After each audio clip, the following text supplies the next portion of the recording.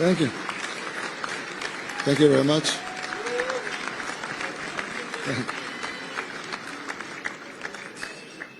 Thank you very much. Good morning, everybody.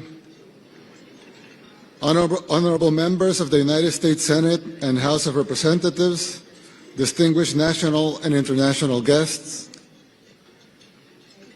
people that are watching us right now, ladies and gentlemen.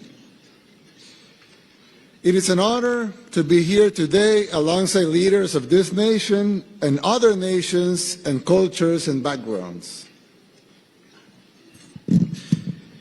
In a world where so much is driven by agendas, everything has to be fast, everything has to be rushed, everything happens at high speed, and under immense pressure, this space gives us a rare opportunity to pause and reflect, and a moment to remember why we do whatever we do.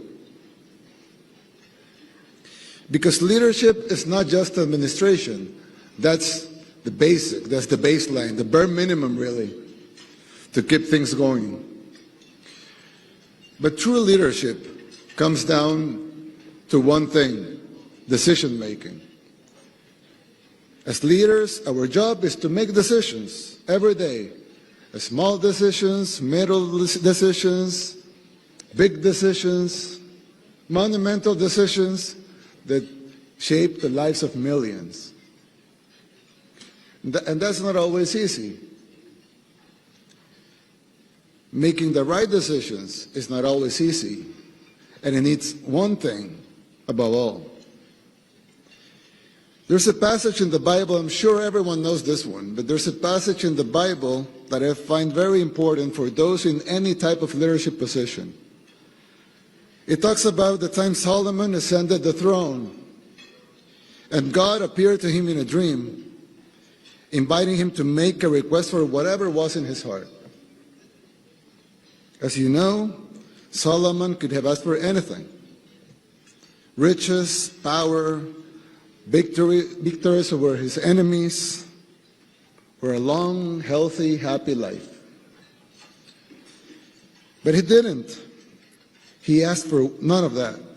Instead, Solomon asked for wisdom so he could serve his people well. And God answered that. Because Solomon had asked for wisdom when he could have asked for riches and honor, God would grant him extraordinary wisdom. And he would also give him everything he hadn't asked for. I believe this passage is timeless. Leaders shouldn't ask God for riches, fame, or material possessions. Leaders should ask Him for wisdom. A couple of days ago, we had the honor of hosting a national prayer breakfast in El Salvador for the first time.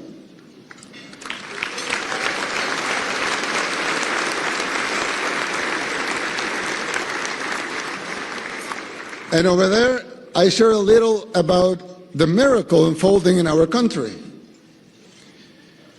As you know, El Salvador was the murder capital of the world. That was our nickname, murder capital of the world, the most dangerous place in the whole wide world. And now is the safest country in the whole continent.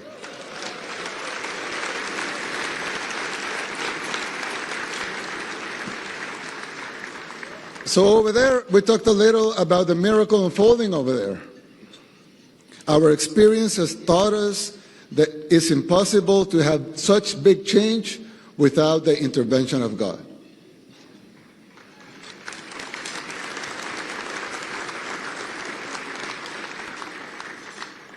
The transformation of El Salvador, especially when it comes to security, is not the work of humans alone.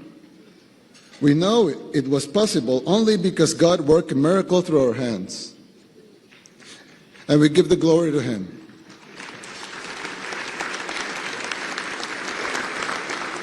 He guided us to make great decisions in times of great darkness.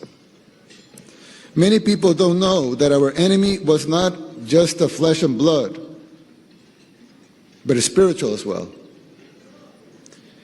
The gangs didn't just murder, rape, extort, they also worship Satan. Straight up, literally.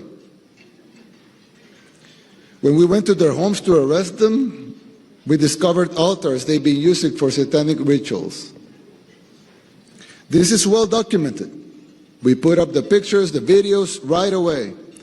But for some reason, the global mainstream media didn't think it was worth it to cover it. But we know gangs in El Salvador were satanic, and they worship Satan, and some of those gangs are here in the United States. Bringing security to our people meant shielding them from that, shielding the innocent from the plague, putting the safety of our honest people first, guarding those who were seeking peace and had to face the curse of the gangs.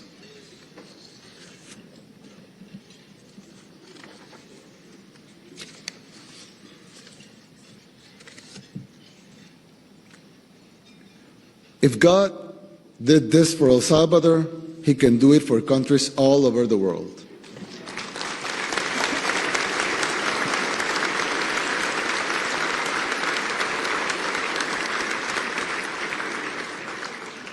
But we must first ask for wisdom.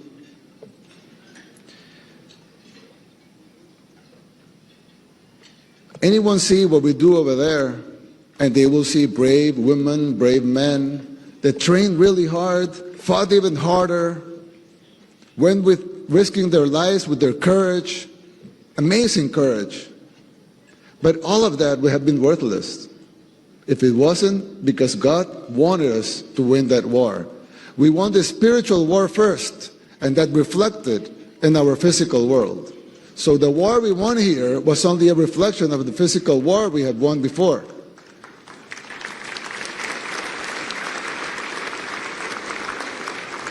Every battle, every fight, every war worth fighting has to be won first in the spiritual world, so that can reflect in the physical world.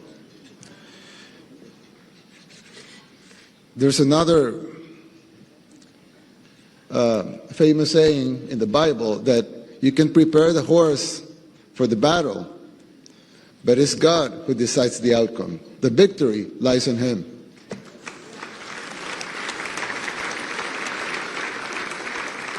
That's why today we come not to pray for riches or for wealth or for fame, but for wisdom. For wisdom for all the men and women here in this room, for all the men and women in positions of power, for all the decision makers, for all the policy makers, for the politicians, for the businessmen, the men and women who directly and indirectly influences the lives of millions and even billions of other human beings. Leadership never means making decisions that serve just a few or less, us, but means making decisions that serve and protect our people and that honor the tasks entrusted to us. Our experience has taught us that leadership does not obligate us to have all the answers all the time, but it does obligate us to seek God's wisdom, to seek His guidance before making any decisions. It obligates us to prepare for the best, to the best of our abilities, and to remember who ultimately grants the victories. May God grant wisdom to all world leaders, and may God bless us all. Amen.